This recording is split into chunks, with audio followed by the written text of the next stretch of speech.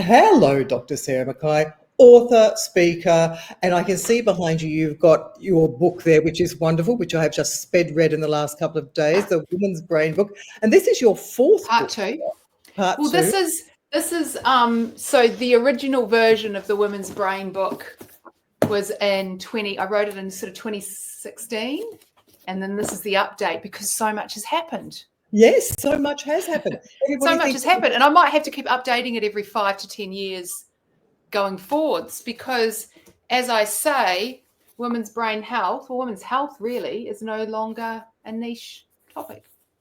No. And it kind of was, and now it's not. It kind of was, even though, I mean, we have an incredible, as both you and I know, we have an incredibly long way to go in closing things in terms of gender data, gender health gaps, and all of those sorts of things. But at least now they are being discussed.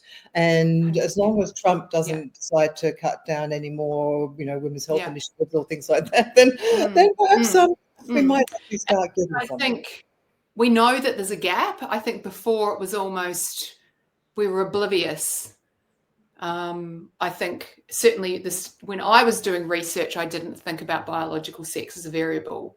And it wasn't because I had an agenda to exclude females or women or whatever. It was it just didn't occur to me to consider sex as a variable. And now now it's kind of in the forefront of everyone's minds. That will also be driving things forward. We can't, unsee that data gap now. And there's so many people working to fill it. So that's, I think, it's good news. It is. Funding is, Exactly.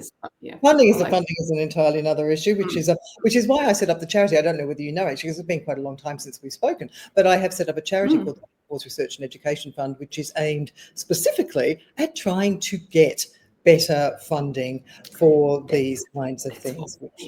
That's what we need and want. We like that. We do. Yep. It's hard to get money out of people, but say la vie. Very hard to get money out of people. Anyway, there you go. Now, let us start, because you threw a bit of a cat into my pigeons the other day, because I thought, okay, the main thing I normally talk about is menopause and menopausal brains. And you sort of said back saying, there's actually quite a lot of stuff in the rest of the book. And so when I was sort of reading through it, I thought, oh Christ, she's absolutely right. I am going to have to start way back in the womb. Just start at the very beginning. Yeah, you can't really explain what happens later on unless you really sort of understand what happened earlier on. So, but before we get to those sorts of changes, I just want to knock a few myths on the head, because I think that I like a bit of a myth bust. The myths in childhood probably also play into the myths that we continue to hear later on in life. So let's start with some of the more common ones. Boys are smarter than girls. Well, I mean, that's a myth. I suppose the thought behind that myth would be that there are biological sex differences between boys' brains and girls' brains, which there are, and we can talk a little bit more about how much of a difference is there. But in some way, the male brain is superior and it makes it smarter. But there's however we would define smart could be defined in a million different ways depending on who you are and where you live in the world. But we could look at a whole lot of different types of cognitive testing. And if we tested 1,000 boys and 1,000 girls, often we would see no difference in those standard deviations, because we've got to look at big populations of people. But sometimes on some types of tests, we might see slight variations in those distribution curves. And when we see differences, often they appear after puberty, which is interesting because that might lend us to think, well, maybe there's something to do with sex hormones. And typically the tests that boys or males do better in after puberty are ones where we know testosterone might play a little bit of a role, but it is as likely that a test score would be influenced by biology as it would be by socialization. So we know that girls often perform on average better in other tests, say, of verbal memory and learning. So remembering lists of words or naming, animals starting with the letter C. But that's when we look at a distribution curve. When we look at individuals, everyone's got pretty much at equal potential to be able to perform in a different way, no matter whether their brain is male or their brain is female. All right. Then when it comes to maths, and this is an interesting one, boys are better at maths and science. Well, they're not. I'm a neuroscientist. I think I'm doing all right. So what we do, as I said, what we do see in some types of different cognitive tests, we see a little bit of a sex difference. But again, it's more looking at a standard deviation curve, and we might see people at like kind of either end of that standard deviation curve. What I think is more interesting is if we do see differences, where do they emerge? And does that mean that there is a difference in a brain that means it functions in a better way and can do maths, or is there something else going on? There's some really interesting research that's been done looking at if we do see differences in scores, where does it come from? And this is a study. Are you familiar with the study that came out from France earlier this year? It was published in the journal Nature, which we know is, top flight journal. I have to look it up. But basically what they did was they went in and looked what happens when little boys and little girls start school, and they come into school with comparable maths ability, but a gender gap starts to appear during that first year of school between boys and girls, kind of within sort of the first 4 or 5 months of school. And it doesn't matter what age the children are, because you could have children with birthdays a few days apart, but they're in completely different years of schooling, and something happens when the kids start school where they have the similar ability, but then we start to see the test scores diverge. So the boys are scoring better, but that doesn't mean they have a greater ability. There must be something going on in terms of how children are learning or performing or being taught or experiencing learning maths in the classroom. So we're seeing slight differences diverge in test scores, but that doesn't mean the ability to do maths is different. There's a whole lot of other things going on. You've got like sociology as well as biology there. So it's a really complex and interesting problem, I think. And also we see those later on, or because I guess that's the reason why I mean, the gap is pretty small, but what we tend to think it is, and so some researchers, and I talk about this in the book, is that researchers have gone in and looked at girls' perceptions of their ability as a mathematician or as a future scientist or as a smart kid. And all kids start school, whether they're boys or girls, saying, yeah, I'm smart, I can do maths, I can be a scientist one day, I can grow up to be a doctor, I can be whatever I want to be. But within a year or two of schooling, boys will persist with that. I'm the man, I can do anything, like what all boys and men are globally. They are confident in themselves. But we do start to see some girls within that first year or two of schooling going, oh, well, who's the smart people? The boys. Who's going to learn the complex maths game? Oh, the boys, not me. They start to perceive themselves as less able when it comes to the maths abilities. But then we see the girls thriving in other types of, like sitting down, being quiet and being nice and behaving. So it's hard here to start to unpack what's based on the brain and what's based on biology and what's based on sociology and learning. Yeah, interesting. I remember too, actually, this is 20 years ago, but just thinking back when my son was in grade 2 or grade 3, and they had the after school activities. The boys all went to Kumon, the maths class, teaching how to do maths. Hardly any girls went, and it was interesting. You kind of thought, why are the boys all being sent off this month? Yeah. It's really interesting, and I've seen that. Like, my boys are at a co-ed school. My oldest is in his final year of high school now. He was actually at school on the holidays today doing maths. He's a very talented mathematician, but I wonder if I say that because he is a boy. But it's interesting because if you look in the first sort of 3 or 4 years, go to the prize giving every year. I love this kind of thing. Go to the prize giving, look to see who gets first in class. Sort of, in the 13, 14, 15, 16, I would say 70 to 80% of first in classes are girls across the subjects. And then once you hit that final year in high school, it flips. And then the boys start getting all of the first in class prizes and get the ducks, etc., and get all the higher HSC marks. It's so interesting. And I'm not sure how much of that is biology, how much of that is socialized, how much of that is learned. And I think it's a complex combination of both. And talking to my son about it, he said, oh, well, the girls are too busy fighting with each other to study. which is hilarious. But I think what the boys and testosterone partly drives this, but so does socialization, are very happy to compete, and status is really important, and hierarchy is really important, and they're quite happy to have status and hierarchy and to compete against each other, which kind of promotes, doing better in class, whereas the girls are perhaps a little less likely to, because you kind of socialize not to want to compete. So the boys have got that hubris, that belief in themselves, plus the competition.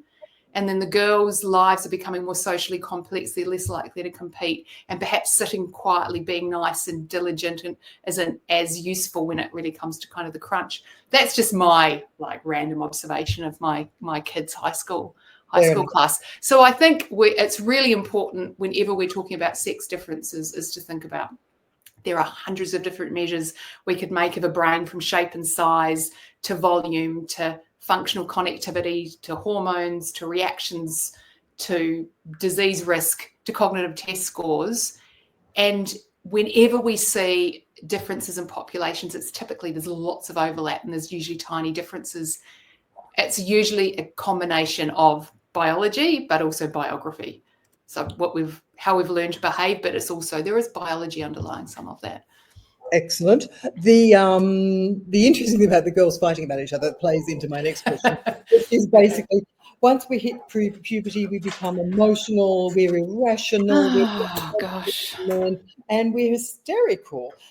Is that true? And how does that impact on us as we grow? Well, I always want to push back on this idea about women being emotional, irrational, and hysterical, because every single time anyone toots at me for driving too slow or having a split second too slow reaction to the light going green, or I've changed lanes in some undesirable way, or I don't know, my car's a red Tesla, it's usually an emotional, irrational man who doesn't seem to be able to control his sort of big boy feelings a lot of the time. So I'm not entirely convinced that the claim that women are irrational and emotional more so than men plays out. I mean, we could take a global perspective of what goes on in the world and make some statements there as well. So I think we don't often be proud of each other outside of a pub. Let's put it that way. Yeah. I don't necessarily think women are the ones that are overly emotional. So we can kind of joke about it like that. We can look at how we talk from the moment a girl hits puberty. And I always say, if you've got a female brain and as soon as you start adding some sex hormones in, whether that be a menstrual cycle, pregnancy, menopause, we talk about dysfunction and decline and instability. And the combination of these things is always something negative and bad. And we start talking about hormones being the culprit and the driver of this from puberty. So, we can unpack it that way. We can also look very carefully at the careful data that has been gathered and analysed. We can compare sex differences in terms of emotionality, and very careful studies that have been done looking at how emotion varies during the day in a positive and a negative and a neutral way, comparing males and females, and the references are all in the book and we can share all of these afterwards, has found that males and females' emotions don't differ or vary more or less than each other on a day-to-day basis, or really across the course of the month. Do we get more emotional when we go through puberty? That's a really interesting question, because there are some kids when they're entering puberty do become more vulnerable to develop things like anxiety and depression. And is it solely to do, again, with the combination of hormones in a brain? There's some very interesting longitudinal studies of child development, and I really like to talk about these because I think they highlight this idea that if you've got a girl going through puberty much earlier than her friendship group, so she gets breasts, say at age 9 and her period at 10, I mean, that's early but normal. She's not 5. It's just she's just on the early, early sort of side of the normal distribution curve. She's much more vulnerable to develop depression and anxiety compared to a girl who goes through puberty the same age as her friendship group or a bit later than her friendship group. Whereas if you've got a boy who goes through puberty earlier than his friendship group, well, boys get kind of tall, big and hairy, and they almost become kind of the alpha in their group. And they get more respect from the boys around them, but also the adults around them expect quite a lot of them too. And they're often more protected against depression and anxiety than a boy who goes through the same age as the boys who go through much later than their friendship group.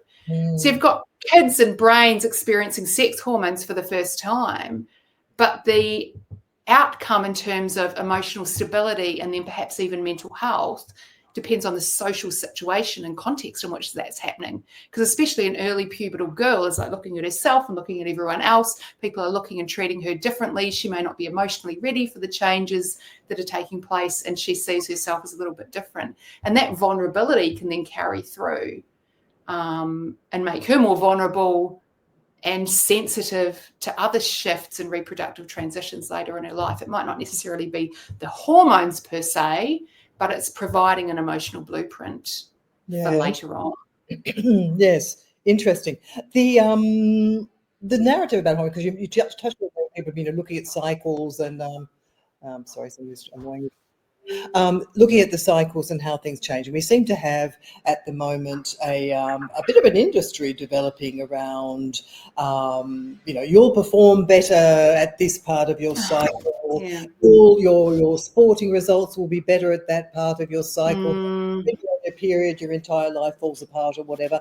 Is there any in any of this? Yeah, it's interesting because there's different things to look at and consider here. So we've got emotion, and does that vary across the cycle? We can talk about that in a bit, because the answer to that is more convoluted.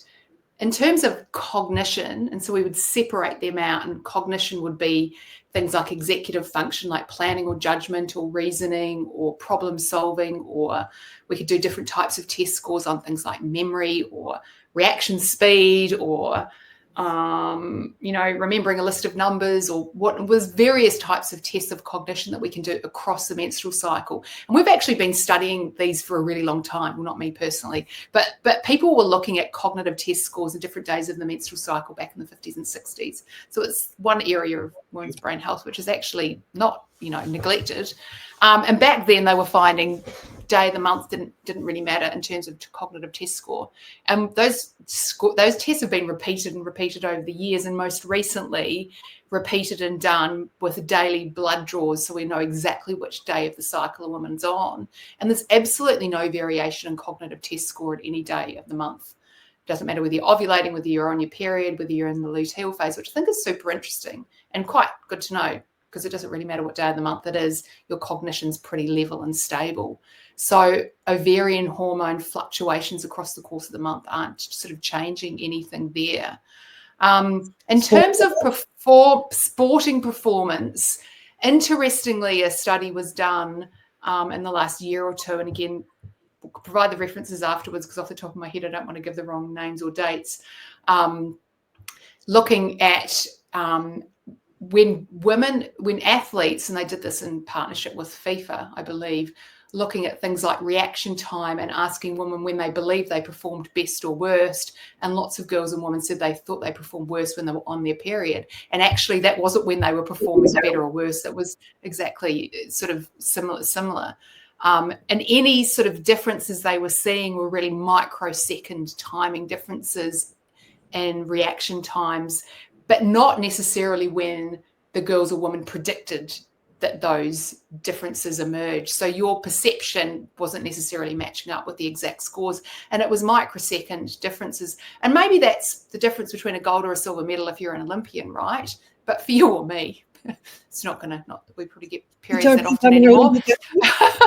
Well, so me neither. So that's probably not going to make that much of a difference to the vast majority of people's day-to-day living. Emotional reactions and I suppose stability in how we feel and react and respond. There's so many different ways we can describe what an emotion is or how emotional you are. And I suppose the easiest way to talk about it is to think about, well, what's PMS or premenstrual syndrome or PMT? Not this more severe form of PMDD, but just like basic bog standard PMS that lots of women say that they have. I mean, even the rates or the numbers of women that will put their hands up saying I have that varies widely in different countries in the world. I'm which I think is really interesting. In your book, you said that basically by strict definitions of it, it's somewhere between 1.7 and 7.7% of women. So that's for PMD. That's for PMDD, which is premenstrual dysmorphic disorder. That's very serious type. But PMS, that's like self-reported, I have PMS, varies between sort of 10 or 12% in France and up to 90% in Iran, right? So it can't be no one or everyone. It can't be biological. There must be like a social reporting kind of thing in there. And there's lots of different kind of feminist theories about you're more likely to report that you have PMS if you're experiencing gender inequality because you suppress your emotions except for one time in the month when you're allowed to tell everyone how you feel. But careful studies, again, doing blood tests, doing very careful daily measures of emotions and giving women equally, you can choose if there's as many positive and neutral and negative emotions to choose from in a scale, doesn't find very much variation for most women across the course of the month. There is a subgroup of women who do show some kind of variation. And it's kind of somewhere between 1 to 7%, maybe around 5% of women show a clear variation. And typically it's a lowering of mood in the luteal phase, like those premenstrual days when progesterone's kind of coming down. But that's not universal. And I think it's really important that we start to, when we're talking about any aspect of brains and cognition and emotion and hormones, start to be much more careful and thoughtful about talking about individual differences and variations and going, if we've got a group of women here who do have this experience and a group of women over here that don't, I mean, it's really interesting to know who does or who doesn't. Why are some women more hormone sensitive? Why are some women sensitive to the offboarding or the onboarding of hormones? Are these women who are, some of the more recent conversations, even within the last couple of days, publications have come out. It's like, are these women who have also been diagnosed with ADHD? Are these the girls who went through puberty really, really early and they've developed some kind of vulnerability or sensitivity to hormones, or they kind of react more emotionally or sensitively to shifts and changes of hormones? Not everyone is going to be the same and react and respond in the same way. And I think as soon as we start assuming that everyone's going to have PMS, lots of women will start seeking out and experiencing negative emotional states when they might not otherwise necessarily experience them. Some studies have found actually emotions are far more likely to vary based on how socially supported you feel or your overall well-being or how stressed you are, much more so than day of the month. But I think we do ourselves a disservice. We just bang on about it if it's like only the hormones are the drivers, because I don't think brains only consider hormone status when they're making a moment-by-moment decision about how to think, feel, or behave next. Brains aren't just listening to hormones.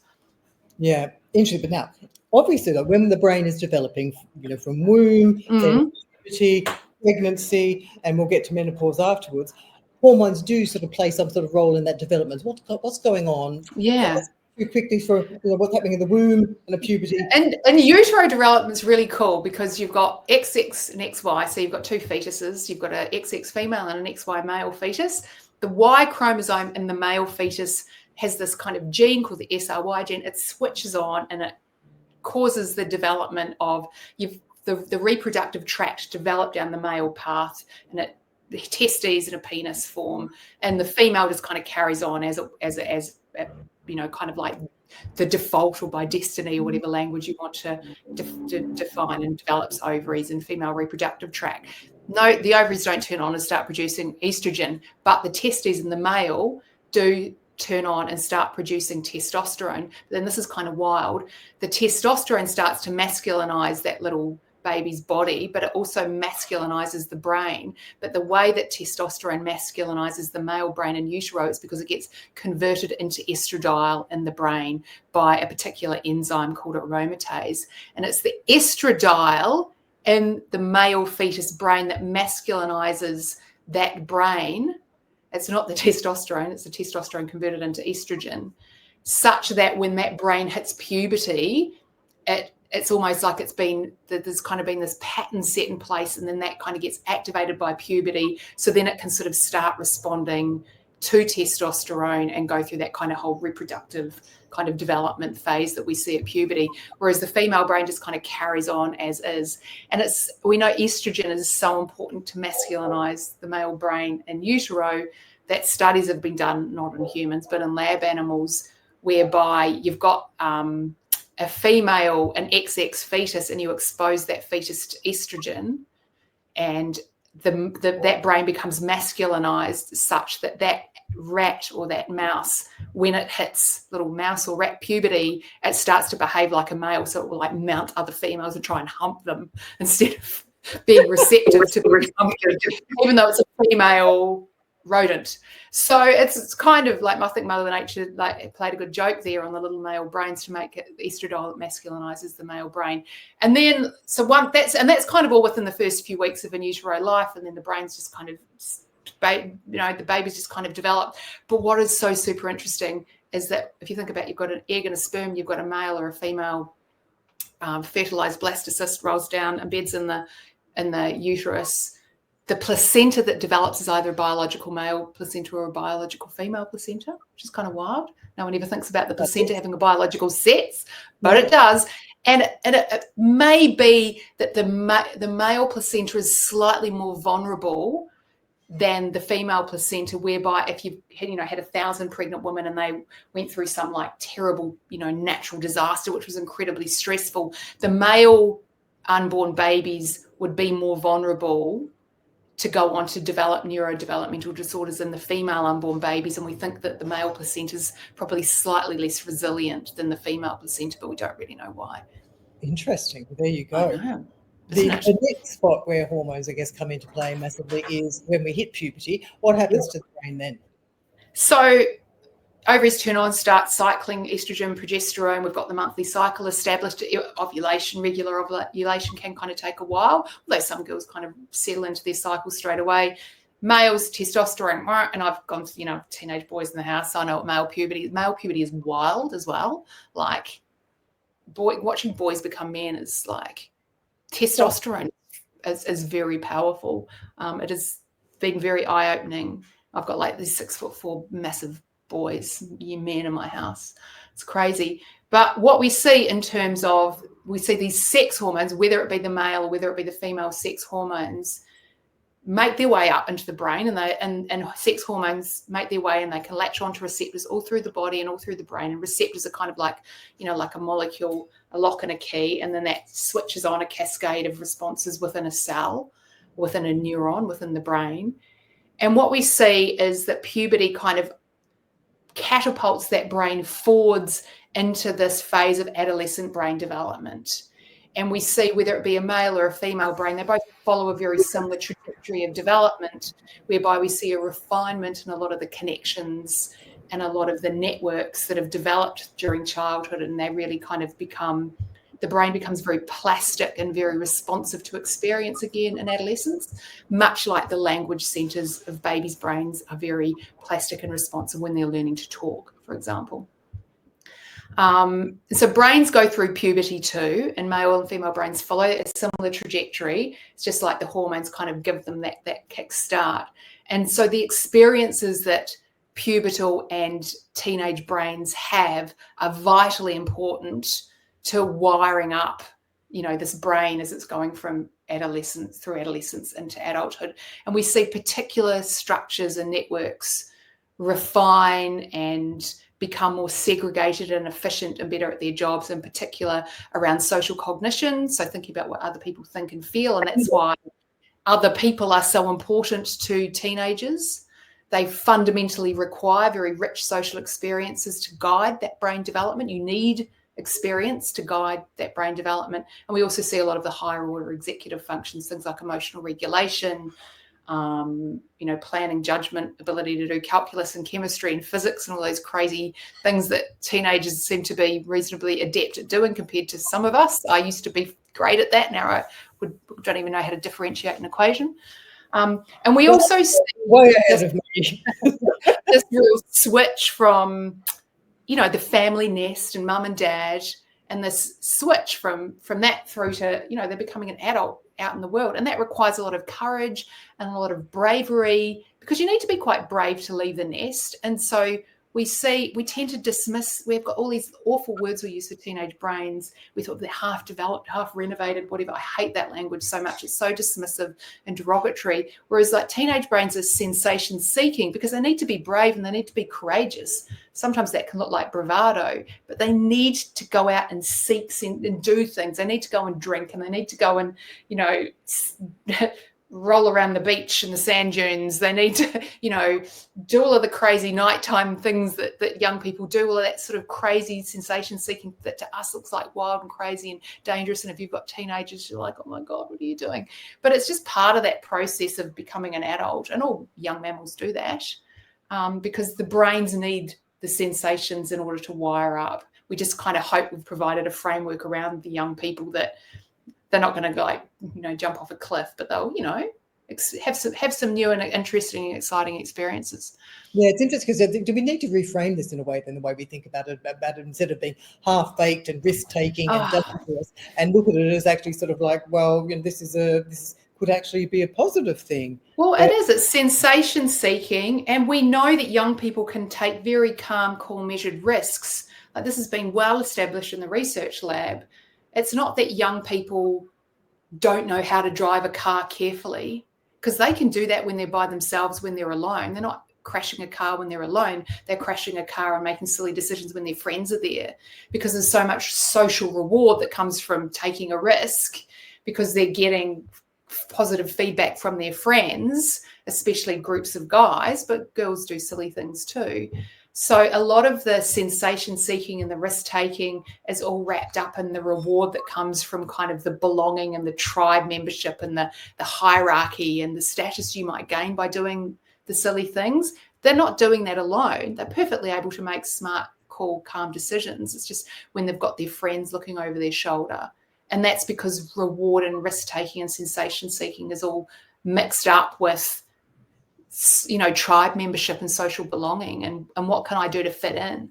And that's quite normal. Like that's healthy and normal. That's what teenage brains should be doing. Because we just really like to always just put a negative frame on that. We would never talk about toddlers learning to walk and talk. Oh, well, look at them on their legs. They keep falling over and they can't say words properly. Oh, well, once their brains are fully developed, I suppose they'll be able to speak more clearly and they'll be able to walk without falling over. We wouldn't say that to toddlers, but we are so dismissive to teenagers experiencing and making mistakes. We need to kind of, I think, reframe their brains as being at their peak, because they really are. I'm thinking, regret. Anyway, nevertheless, the next time when we experience massive changes of the brain would obviously be around pregnancy. Now, yes, this is when we have huge amounts of hormones surging. What are they doing to the brain?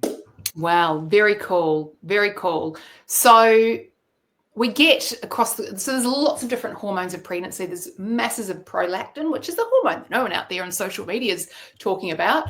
But, prolactin is like kind of the quintessential pregnancy hormone and has hundreds of different functions and roles throughout our body and brain. And that's produced both by our brain, but then massively by our placenta.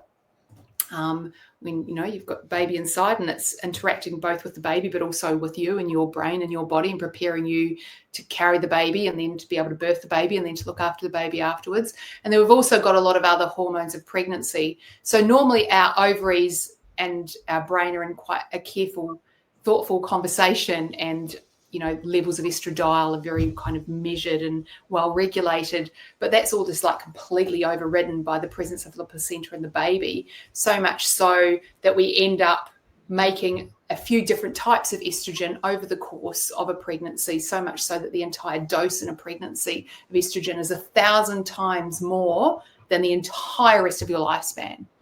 So everyone's like kind of freaking out here and there about levels of ovulation, estrogen, and what's happening in perimenopause and menopause. But we just get this massive dose across the course of 9 months in one pregnancy, which I think is super interesting.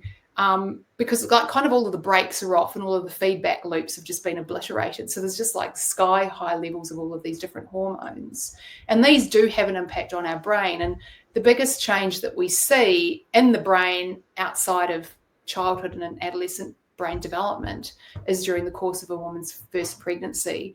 And you end up, and I don't like to use the word lose, but if you were to look at the volume of the cortex, let me get my little brain. So the cortex is the wrinkly wrapping that we see on the outside of the brain. So in some parts of cortex, you'll get about a 4% volume loss, which doesn't sound like much, but even someone with schizophrenia, which would perhaps be one of the more serious psychiatric conditions, whereby we can get a pretty good gauge of what's happening in someone's brain, you're not going to see that kind of volume change.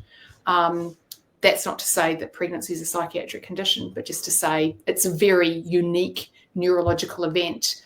And most of the changes that we see are in those brain areas and networks involved with social cognition, basically our social brain, reading and responding to the social cues of other people, thinking what someone else is thinking, feeling, interpreting, and what would be the reason for that? I always think what's kind of the evolutionary mandate for the social brain changing during pregnancy? Well, it's really to prepare the mother's mind for motherhood once she's had the baby.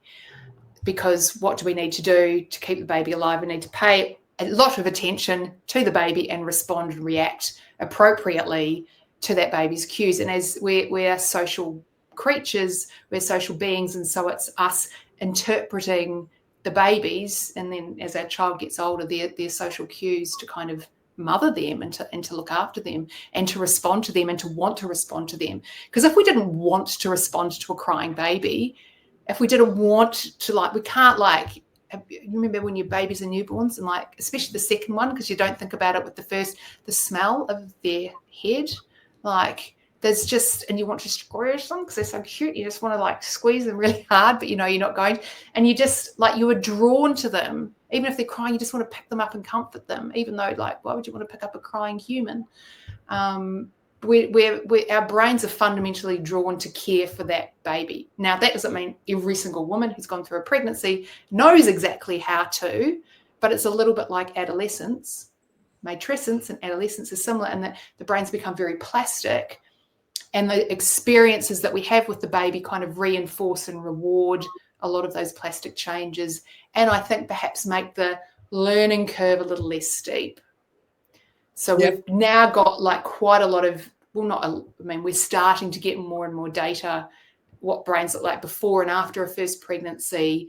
There's been some epic studies done of scientists put their hands up themselves, said, scan my brain every couple of weeks through the course of my pregnancy, and let's look at how my brain changes in response to the hormones. We've even got a little bit of a comparison between what happens if you have a labour and natural vaginal labour and delivery versus a cesarean.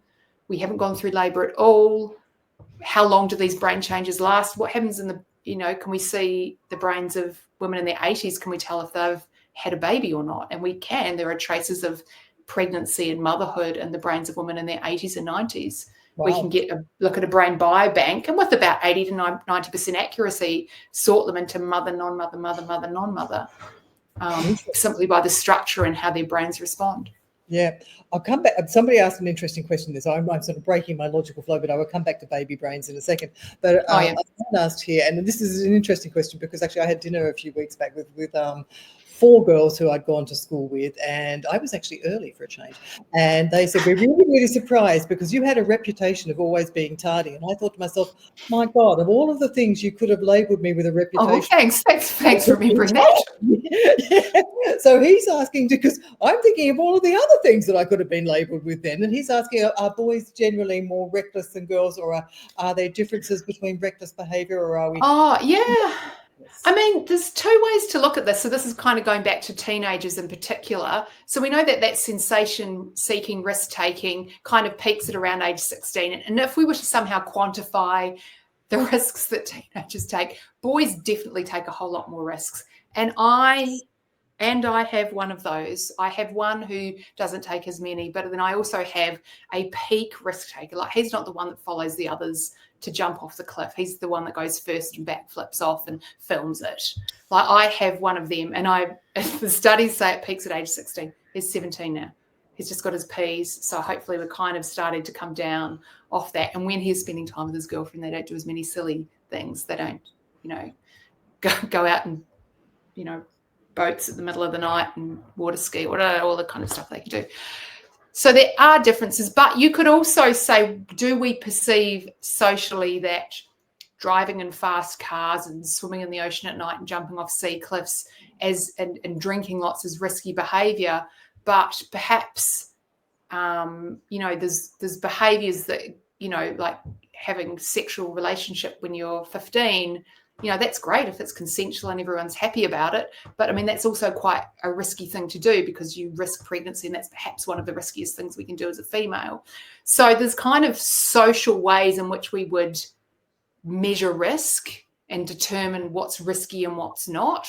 But typically what we would think in Australia as being, risk-taking, sensation-seeking behaviour, males typically do that more. And partly that's about testosterone kind of driving that, because testosterone does drive that kind of masculine sort of seeking behaviour. But there's also a bit of that hierarchy kind of tribal kind of status in there as well, which girls might go about seeking in a different way, not so much by showing off, but maybe by perhaps trying to conform. Yeah, like jumping But again, out. it's very hard because these are very broad generalizations, and it's hard not to make it sound like I'm saying stereotypes. But if we do quantify it, and we can look at like who gets the Darwin Awards for like doing a dumbass thing, it's typically me. I don't know whether any women have had a Darwin Award. Once kids get on their P's in Australia, and this is my house, provisional driver's license, and this is in my house like 3 days ago, like where that's like the peak of having a crash, like what are the males versus the females that are doing that? And it's typically the males. Girls still have crashes, but so it depends on how we quantify and what we measure as risky. Yeah. But yeah, boys do a bit more. God help. Like, oh my goodness, my like poor heart, my mind, it's very, very stressful. No wonder I drink too much wine, Fiona. The stories I can't share with you. Later. I can't write books about teenagers. Well, not without really not look like them. No, you have to write from a scar, not a wound. Yeah, exactly. The pregnancy brain. Now, we've had this conversation before, and I think I remember telling you, my God, it must exist, Sarah, because I remember actually when I was working at the ABC, Australian Broadcasting Corporation, and I was literally 9 months pregnant. It was just about before I was going to go on maternity leave. And I'm sitting at my desk and I'm typing away and the phone rings and I pick it up and the cameraman says, "Are you coming to this interview?" And I said, "What interview?" I had absolutely zero idea where I was supposed to be when. Yeah. I had to stop driving because it became dangerous. I was just vaguing out all over the place. So I would say yes, pregnancy brain. Yes. So we've got pregnancy. And pregnancy is a very different physiological and neurological state to early motherhood, right? But when we say baby brain, we're conflating the two. So I don't know. I'm very much for having better definitions. I don't even like brain fog as a definition, but we can get to that. So 4 out of 5 women during pregnancy or in motherhood will put their hands up and go, yes, I experience moments like what you say. So the question is there some neurological deficit that we can measure and pick up? Is it real? Is it neurological, or is it due to sort of something else? And so if we look at pregnancy, the times in which in some women, in some studies, we can pick up tiny little perhaps reductions in their scores. They might normally score 30 out of 30 or 29 out of 30 on some kind of score of verbal memory or whatever. And typically it's verbal scores that we see changes in, similar to menopause as well. Maybe they'll score 1 or 2 points less. Not all women, but some women in some studies, and it's the 3rd trimester. And is that due to that massive reorganization that we see of social brain networks? Is the brain just kind of reorganizing itself? Is it to do with your attention? Because it's very hard to concentrate when you're 9 months pregnant as well. You've got you're constant, especially your first baby, you're constantly being distracted. So you're almost multitasking the whole time. Your attention is always shifting. So there's a lot of kinds of things going on there. In motherhood, when we do, it's very, very rare to pick any kind of shifts in cognition up. And when we do longitudinal studies, which is what we ideally would do, we've got a massive group of women, we follow them the whole way through. Typically, we don't see any variation in test scores. And sometimes we see improvements in some types of cognition in women in the third trimester, particularly if it's like, remember this list of prices of baby strollers, like if it's a ecologically relevant memory test to a woman, then she will be more likely to remember that than someone who's not pregnant, which stands to reason, because you would be thinking more about the prices of strollers if you were pregnant and if you weren't. So then there's that dichotomy. Is there some neurological reason for these women experiencing this that we're not picking up? Or is there something else going on? And that people that have gone and interrogated that paradox have found, even the women who say, yes, I have terrible baby brain, and we're looking at motherhood, they are also more likely to be experiencing postnatal depression, be socially less supported, have poor overall well-being, not getting as much sleep.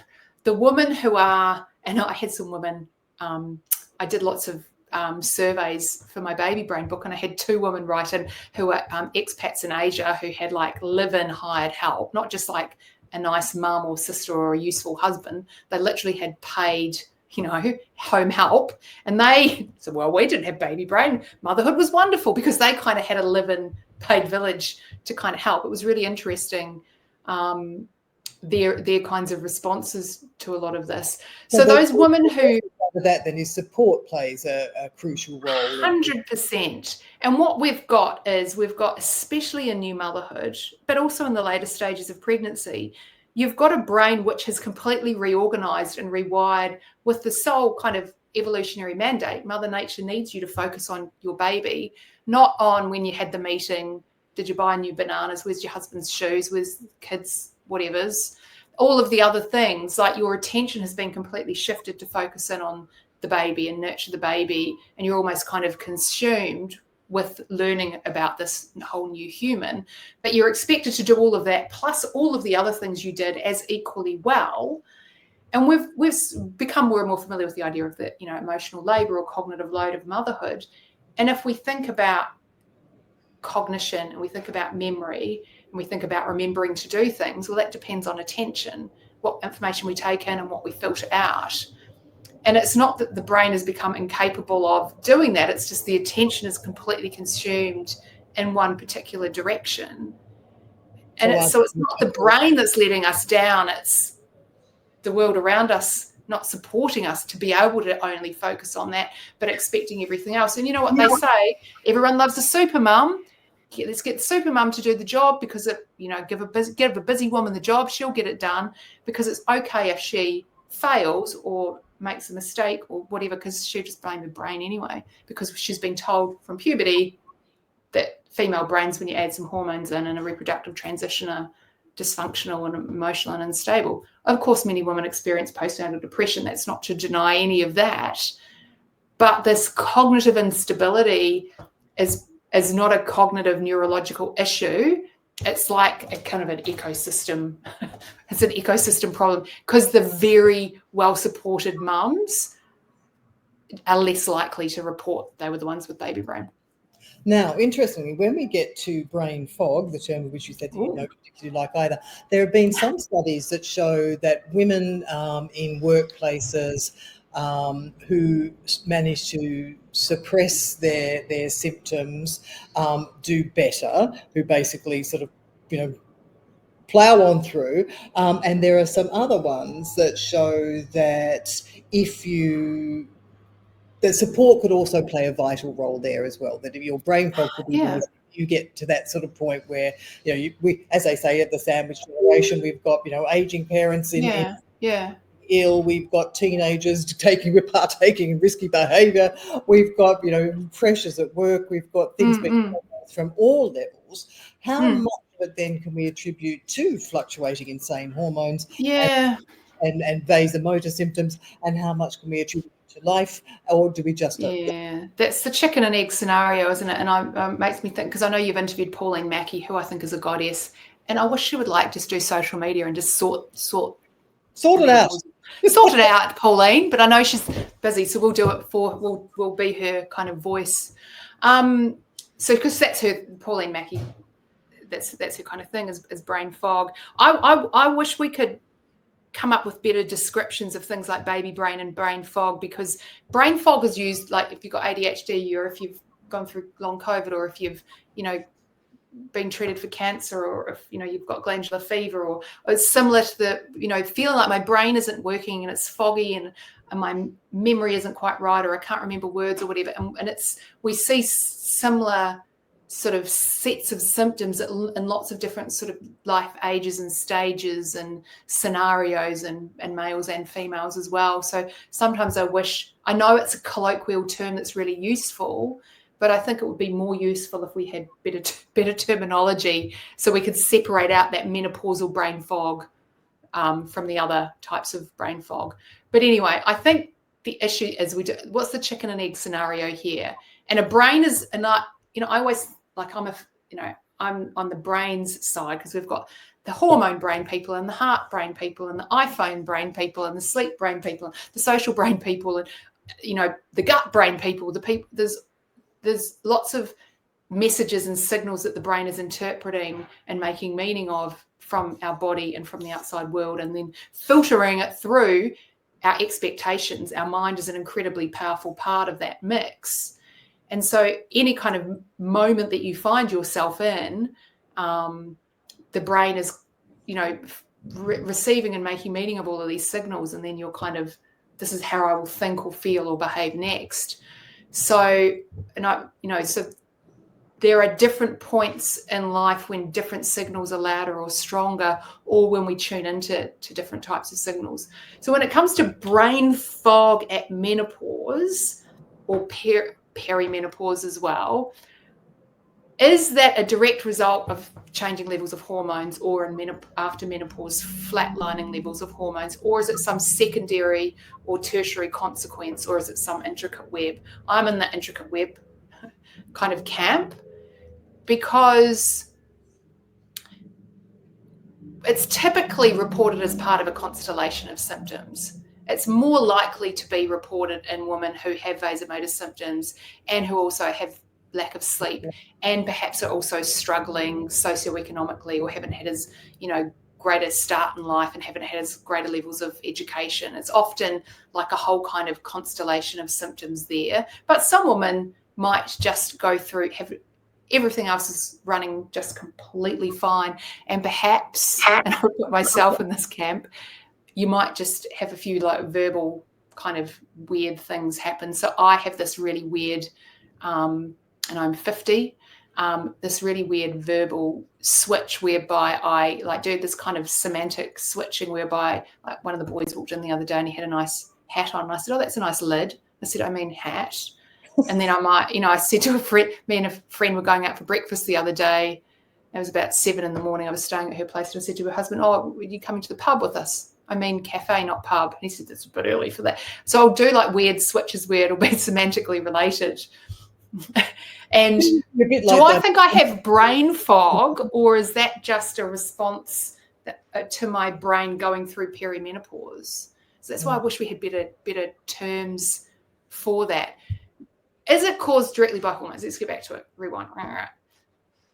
We know that hormones cause vasomotor symptoms because the thermostat in the hypothalamus gets narrower, and that you get a tiny increase in body temperature and your brain goes into panic stations, and so you get sweats and you get hot, and then you try and cool down. And if that happens at night, and if it's happening during the day, it's happening at night, about 75% of the time you'll be woken up. You might not remember every single one of those awakenings, but regardless of how many times it wakes you up or not, it is disrupting your sleep.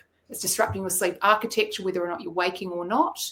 And if you've got a few days, weeks, months, years of disrupted sleep, the inevitable consequences, your brain isn't going to perform as well as you would have liked. So is brain fog secondary to that? Is brain fog kind of hand in hand perhaps with mood disorders? So someone with depression, for example, clinical depression, brain fog might be a symptom of that.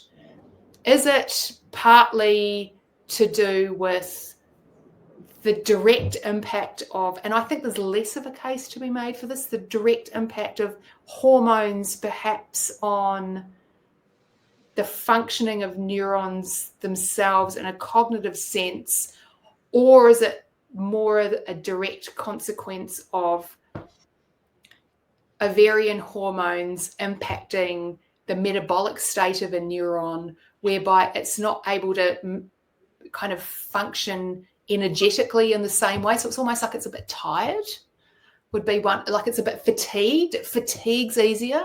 It doesn't take as much cognitive exertion for the brain to become fatigued, and that's perceived as brain fog. We don't know any of this. I'm just throwing different ideas out. Is it to do with, there's another idea, is it to do with, we see when you go through midlife, men as well, but particularly this is accelerated in women going through menopause, we see all of the brain networks that through puberty and adolescence get very segregated and refined and very good and flexible and efficient at their jobs. When you go through midlife, they start to become a bit more integrated. It's almost as if the brain is kind of, let's like cooperate a bit more, guys, to get the job done, because it needs to work that little bit harder, and the plasticity that it kind of displays is more brain cooperation and integration of networks instead of segregation. And is brain fog a consequence of the shift from segregation to integrated networks? There's a million different things going on here, and we don't know the answer. We do know that HRT doesn't necessarily always help, which is kind of a bit confusing and a bit, and I know Pauline Mackey has spoken to you about this. We've both written about it in our books. It's a bit of a mystery. It would be useful. It is, but let's just unpack if it that did, because we have a lot of obviously the interesting thing out is if you go back to the pregnancy, you're looking at the 4% volume loss, and constantly being told that estrogen is exactly what the brain needs. We have all of this stuff from Lisa Mosconi as well that shows the change of energy being the ATP goes down. We have to and that's what I was kind of talking about. And then it kind of recovers. So it may be that shift of, well, the brain is kind of going from the metabolic reproductive metabolic state, which is kind of energetic, and I can make a baby and I'm growing and building and shifting, to this post-reproductive state where it doesn't require the same energy. It's kind of going through that shift, and it could be that adjustment that feels foggy to some women, because we know typically like after they've gone through menopause, often women will say, I'm starting to feel better, and lots of women will go through this menopause phase. Some women will show no shift, they'll feel completely fine. Other women will say, I have brain fog, but we can't pick up any test score differences. And other women, we might say, actually your verbal, you're doing that semantic shifting, or you're doing, your verbal memory isn't quite as good. So other women, we will see a little bit of a shift. And then most of them will recover, not all, but most will recover. But is that to do with the metabolic? Is that to do with that metabolic kind of readjustment? It's likely it is. Yeah. And Lisa Mosconi's research does show, but we haven't got good longitudinal data. No. Lisa Mosconi's work is interesting, but it's looking at half of her subjects in those studies have the ApoE4 gene, which is a very strong risk factor for developing Alzheimer's disease. So it's not necessarily a normal, healthy population. It's not necessarily translatable to everyone. And she's been comparing a group of women who are premenopausal, a group who are peri, and a group who are post. What we need is the longitudinal study to follow that whole group through. Yeah. So, and then we are going to see different trajectories for different women, right? We're not going to see all menopausal women the same. We're going to see different types of women transversing through. And that's why it is so useful and important to recognize that there are this whole host of different experiences. It's a bit like PMS. It's a bit like, sometimes you have a great pregnancy. Sometimes you're just like flatten your back for 9 months. Like what causes these differences? That's so interesting. Yeah, exactly. And in her work, and actually, Mackey was actually the first person apparently to discover the estrogen receptors on the brain.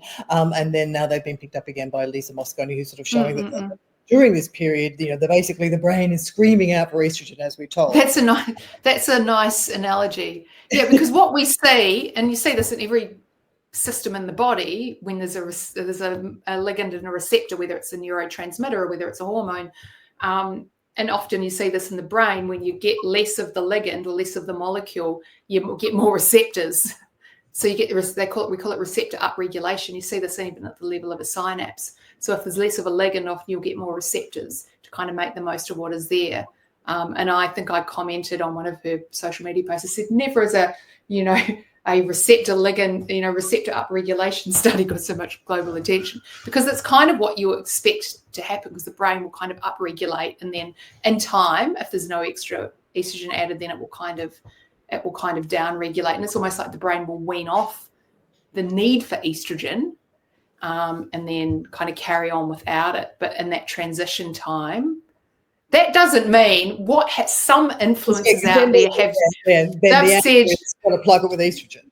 Yeah, they've said, well, the receptors are there. That means the brain wants more estrogen. Well, it's expecting it and it's reacting and responding. Like, I'm pro HRT. Like, knock yourself out. Like, we don't have to. We can just have to. If you're using a gel, you've got to put it on every day anyway. It's not like you're marrying it. It's not like a tattoo, it's there for life. So just because the receptor's there doesn't mean we need to supply the molecule. Like, that's not necessarily what is happening, but that is how it has been interpreted. It's a little bit like saying, well, we've got cannabinoid receptors in our brain, therefore we must put lots of cannabis into that brain because the receptors are there. Yes, like smoking. When you give up smoking, and the receptors. Yeah. So I mean, we're at very, very early stages in terms of understanding all of these shifts, and we've got brain fog, and then we've got lots of conversations around depression, and is what we're seeing in terms of mood. Vulnerability at this point in life is that, and this, and you talked about it, and I talked about it in my book, that great debate between Jurishri Kulkarni and Pauline Mackey is like, are these brand new episodes of depression, and women have never had it before, and therefore we should treat it with hormones, or is this recurring depression from women who have always been vulnerable, and therefore we should carry on with the same treatment they've been doing? And I think Pauline Mackey did a good debate there. But again, is it simply due to the loss of estrogen, or is it downstream of other impacts? Is it downstream of the thermoregulation that's disrupting the sleep? Is it downstream of the vasomotor? And my one idea that I'm really interested in exploring more, and there's very little research, there's some research being done in Santiago in Chile about this, is the idea that we've got autonomic sort of shifts in our autonomic system. So that's our sympathetic and our parasympathetic nervous system. And our sympathetic nervous system is just getting activated over and over and over again every time we have a hot flash, because that's how we vasodilate and sweat. And in particular, when we're asleep at night, we get a massive sympathetic surge, and we get release of adrenaline from our kidneys to wake us up, to behave, to cool ourselves down. You've got to be awake to do that. And we see in sleep apnea that the more sympathetic activation that you're getting over and over and over again, well, one, it's a cardiovascular stressor. If you're into things like heart rate variability, your heart rate variability is going down, and you've got more of a sympathy. You're more sympathetically activated than parasympathetic. You kind of lost that nice balance, and that all of that sympathetic activation. You feel wired but tired, and you feel more hypervigilant. And what happens is, when you've got that as a physiological response in your body, well, your mind sets in and goes, well, I'm feeling nervous or anxious or on edge. What am I going to worry about?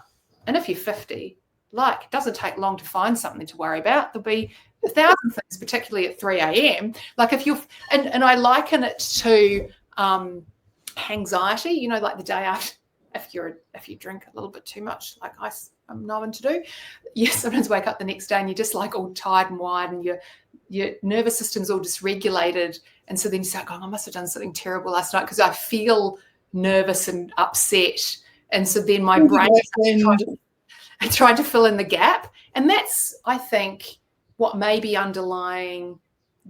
Lots of women start talking about how anxiety is being some of their first symptoms, but we're not really thinking, we're so busy focusing on the brain, we're not thinking about the nervous system, we're not thinking about autonomic nervous system regulation.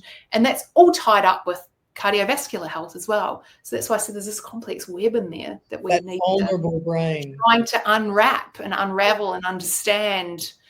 And if we understand that, we see the same after pregnancy. When you, especially after your first pregnancy, after labor and delivery, you're very, very hypervigilant. You're very, very massively sympathetically activated.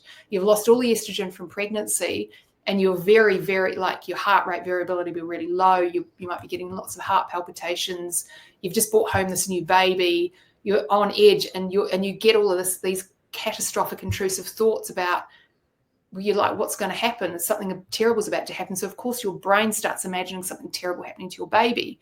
It'll fall out the window or down the stairs or out of the car, or you'll drop it on the tiles. And so your brain will start to fill in the gaps. And I think that we think that our brain is making all of this up, when what is happening is our mind is filling in the gaps when our autonomic nervous system is kind of become a bit out of whack, which may be a downstream consequence of the hormone shifts. Yeah. Now, the interesting thing about that, just going back to the estrogen for a minute, is that, with the argument about, giving the receptors the estrogen that they need, the one that comes along with that is, of course, that estrogen is going to prevent dementia and all of those sorts of Yeah. At the moment, the studies are either at best neutral, or some of them even negative. So we're not sort of where we really should be on something that we should be preventer. But you talk about it in your book, the things that we do know that can help up to 45% or so cases. What should we be doing for our brain? Yeah. So I always think about, like, dementia risk. We've got, risks, things we can, that are going to kind of tip the scales away from us and towards us in our favor. I always imagine those old-fashioned scales. And I think we should say, in terms of HRT and cognition and dementia risk, for women who are going through menopause, let's say like age 50, 51 or whatever, that is a different risk profile than a woman who's got premature ovarian insufficiency. She hasn't had a period after the age of 40, or maybe even in your early 40s. There appears to be a different risk profile there. And so there's a bit, and we're not entirely sure why that is. But certainly, if we are to look at, like, risk for dementia, and the things that we know protect and the things that we know harm, there's some things we know are protective and some things that we know are harming. And at the moment, the studies for HRT, we're kind of putting a little weight on either side. We don't know how big and heavy the weight is. And so each study that comes out, we're kind of putting a weight on either side. So we're kind of, and that's so interesting to me, because maybe exogenous estrogen isn't like the key that's going to tip the scale heavily one way or heavily the other. I think it might end up being kind of neutral, and maybe post-reproductively, brain, like, there's lots of benefits and upsides for continuing to give yourself some estrogen, help your vasomotor symptoms, keep your bones strong, all of the other, things that may or may, we've got different levels of evidence for them. Maybe it is that brains aren't going to go down that dementia path, or not, based on that exogenous estrogen or not. It may be that our brains have evolved to age without it. Doesn't mean we can't take it, but maybe they will. And maybe what happens is a brain will wean off estrogen, and then we put it back in down the track. And this is certainly this idea of this window of opportunity, that then a brain that's kind of weaned off estrogen, we kind of has started to reorganize, and putting it back in causes more damage than benefit. And that's why some of the risk studies come from. We don't know whether women taking HRT are taking it because they're the ones that have got more cardiovascular vulnerability, because they're the ones with the hot flashes, and actually they're the ones that are going to see more benefit than women who aren't having hot flashes and are just taking it anyway. So that's why the scales are, some studies are on this side and some studies are on that side. In terms of what we do know, so if we look, and so the latest study that's come out, that they do this every few years, it's published in the Lancet, and it's the Alzheimer's, don't quote me on exactly what it is. Have you got it in front of you? The Alzheimer's Association. No, it is normally studied.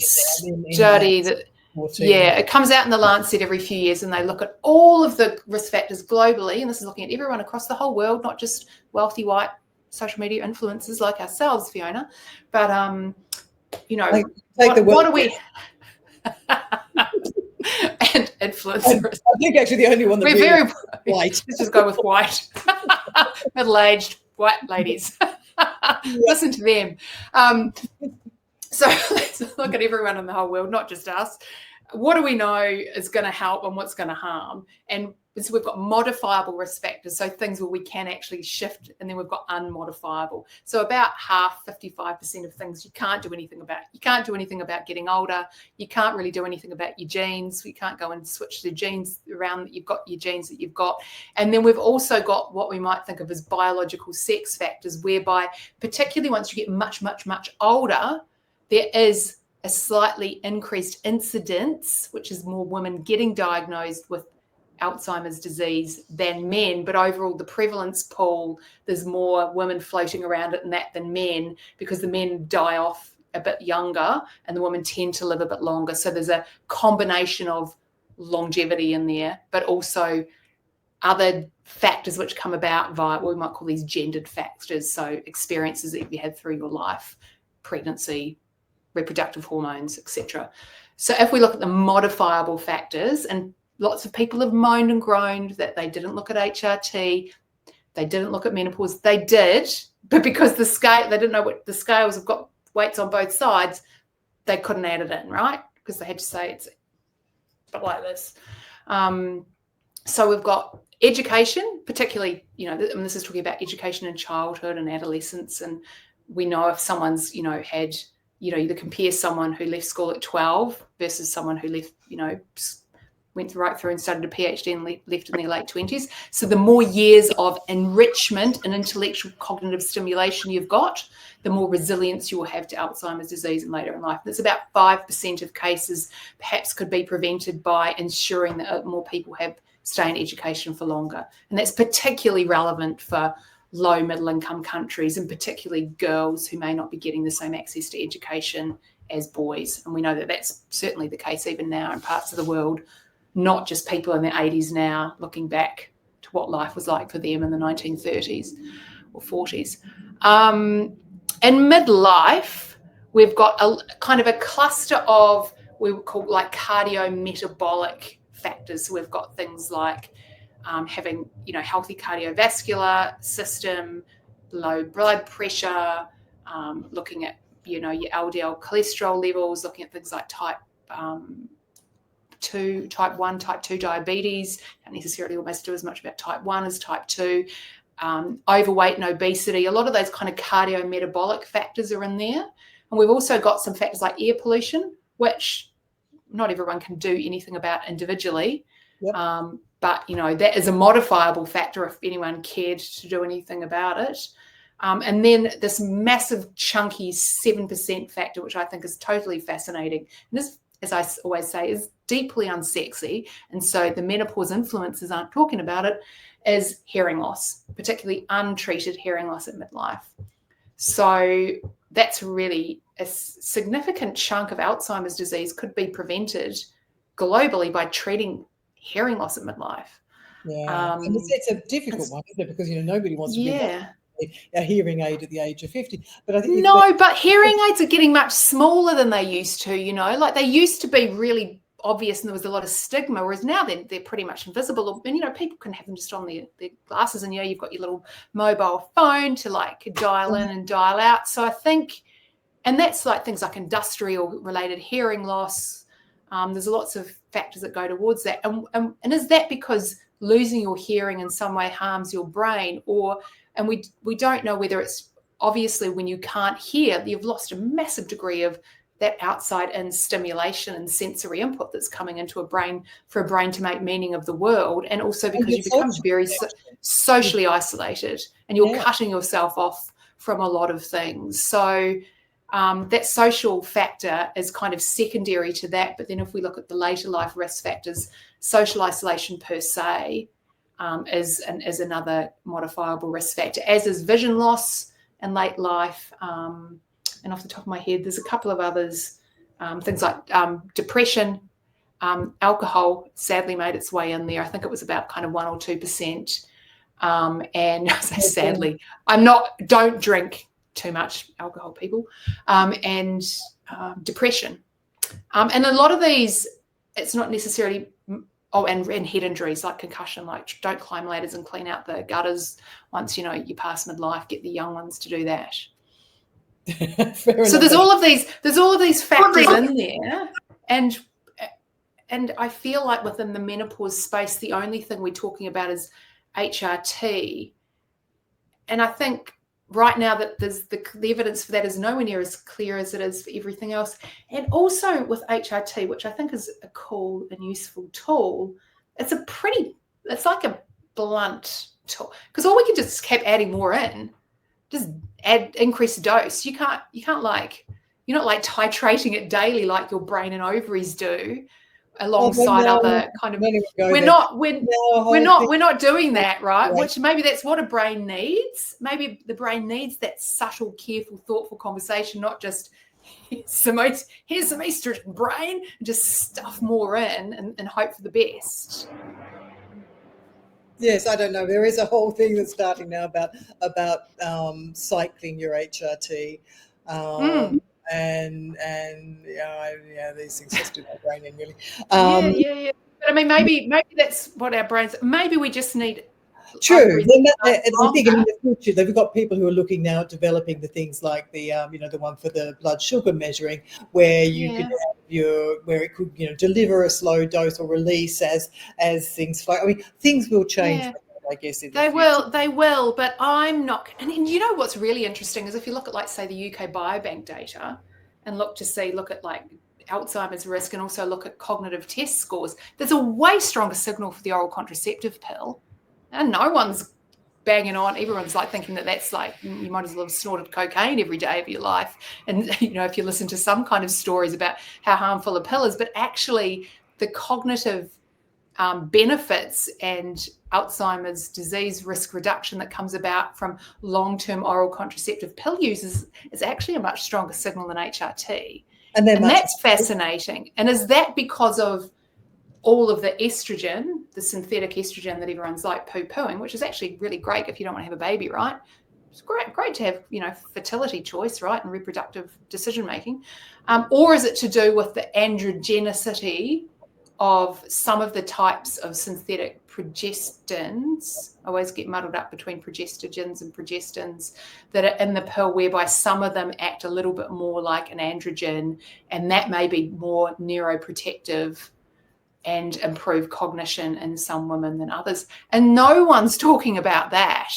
Yeah, I think there's a lot to be done there.